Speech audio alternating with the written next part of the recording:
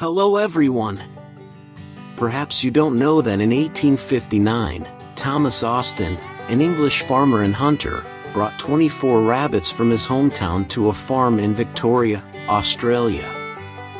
With the hope of creating a hunting paradise, he had no idea that he was opening a new and challenging chapter for the Australian environment and agriculture.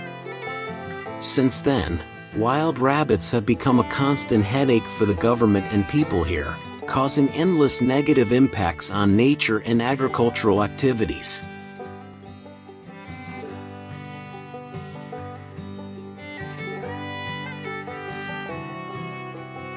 For more than 100 years, Australian governments and farmers have continuously sought and applied every possible measure to control the wild rabbit population.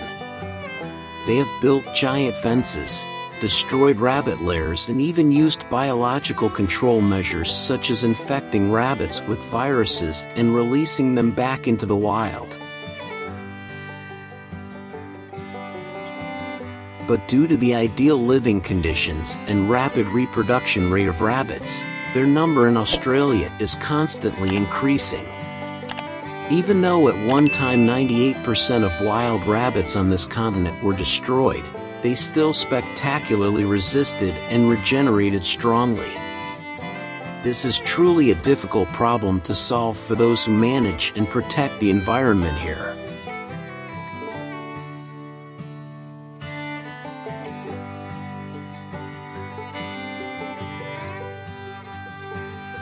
Soon, female wild rabbits are ready to enter their reproductive lives at just 5 to 6 months old. In Australia, their reproductive life occurs in a never-ending cycle, with regularly giving birth to 4 litters per year, each litter containing 7 to 10 young rabbits.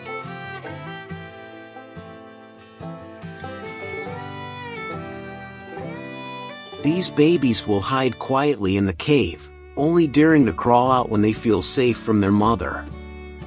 They will then depend entirely on their mother's milk for about the first 4 weeks of life, before they begin to venture out in search of roughage.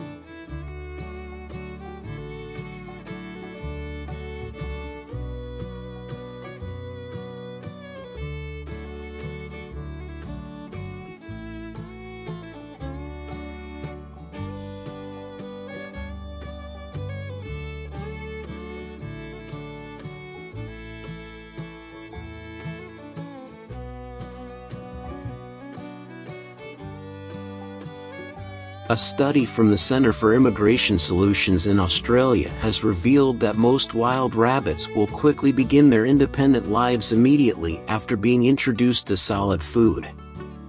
Currently, this country is estimated to have nearly 300 million bunny babies wandering around, of which about 177 million are born each year. It is truly a sea of rabbits, with hundreds of millions of rabbits sharing 71% of Australia's territory, freely searching for places with green grass and soft soil to dig.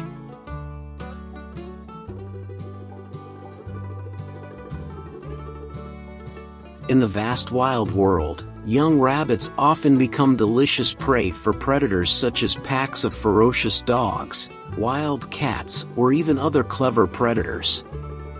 But don't misunderstand, although many young rabbits are killed every year, this number is only a small fraction of the total number of wild rabbits roaming freely across the vast lands of Australia.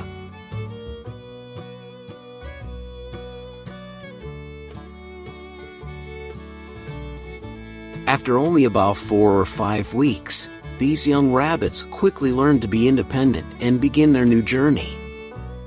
They skillfully choose hiding places and build new homes in areas with little traffic, where there are abundant food sources. It could be in a peaceful family garden, lush green gardens, or even on high hills where a cool breeze blows.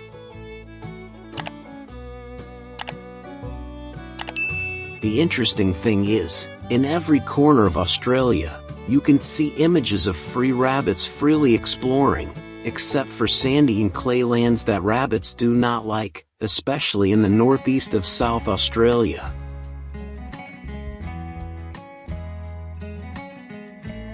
Today, New South Wales, Queensland and Victoria have become hotspots for the wild rabbit population explosion in Australia, where their numbers have skyrocketed. In New South Wales alone, there are an estimated 65 million wild rabbits living.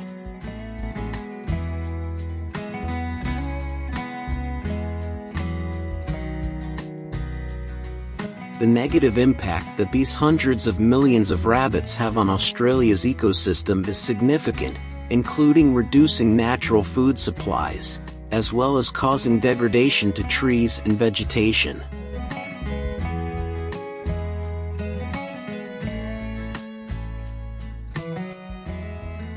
We cannot underestimate the influence of wild rabbits. Even just one can prevent grass from growing on an international standard soccer field.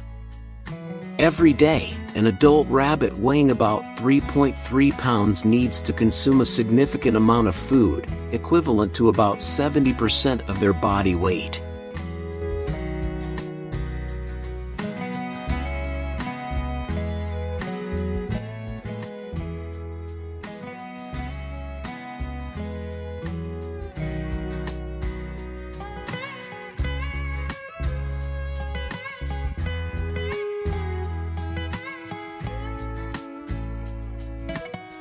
The burrowing habit of hundreds of millions of wild rabbits not only causes serious destruction and erosion of the natural landscape where they live, but also changes the nature of the land, profoundly affecting the ecosystem and natural scenery of this land.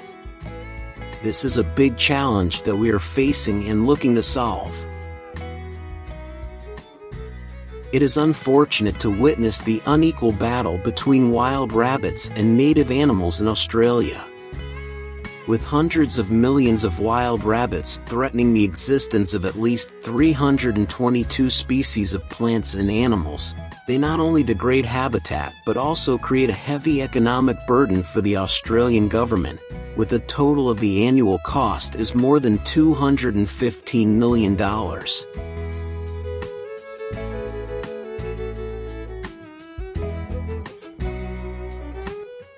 To this day, the wild rabbit population in Australia is now 11 times higher than the human population, posing a great challenge not only for ecosystem conservation but also for maintaining sustainable agriculture.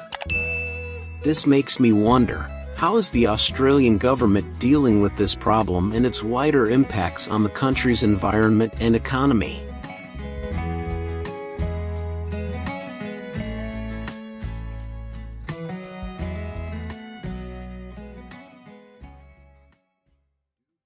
To reduce pressure from the wild rabbit population, the Australian government has not limited the number of rabbits that can be hunted. They also encourage people to participate in wild rabbit hunting activities to control the expansion of this species.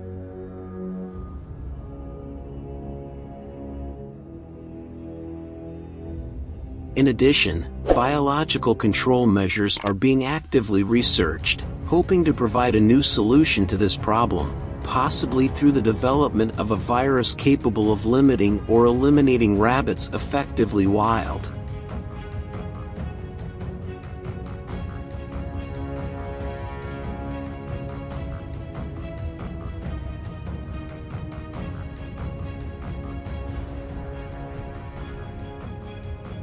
Not only wild rabbits, feral cats are also causing serious problems for Australia's ecosystem.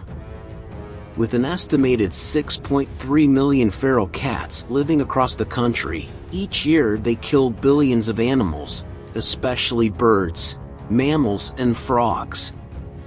Feral cats are threatening the existence of more than 180 animal species, and contributing to the extinction of many birds and small to medium-sized animals.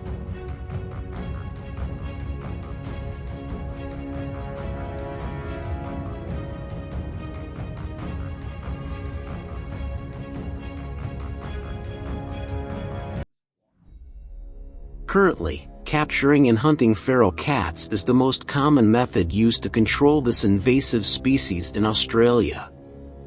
Both the feral rabbit and feral cat problems have serious consequences for ecosystems and the agricultural sector, and will remain a major challenge for governments and farmers for years to come as they look for solutions to control them.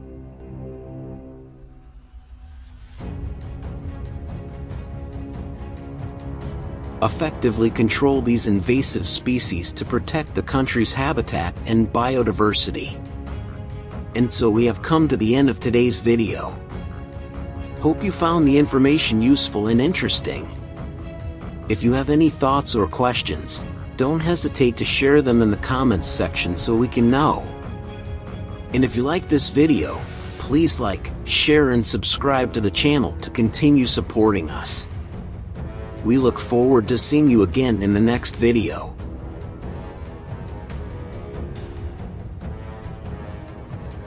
This is our channel, and I'm excited to be part of the team that creates this content with our video editors and content creators.